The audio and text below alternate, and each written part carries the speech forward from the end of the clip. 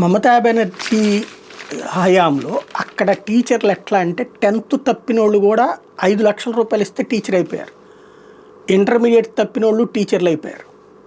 అదేంటి అని చెప్పి ఈవెన్ సుప్రీంకోర్టు కూడా వాళ్ళని రద్దు చేస్తే దాని మీదన మమత రాజ్యాంగ విరుద్ధంగా సుప్రీంకోర్టు తీర్పును అమలు చెయ్యని పొమ్మంటది.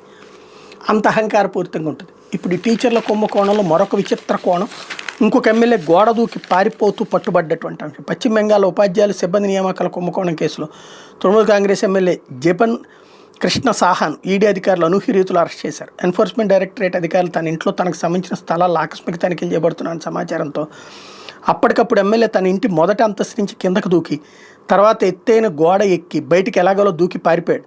రెప్పపాట్లో విషయం కనిపెట్టిన ఈడీ అధికారులు సిఆర్పీఎఫ్ బలగాలు వెంటనే ఆయన వెంటబడి మరి సమీప పొలంలో అదుపులోకి తీసుకున్నారు.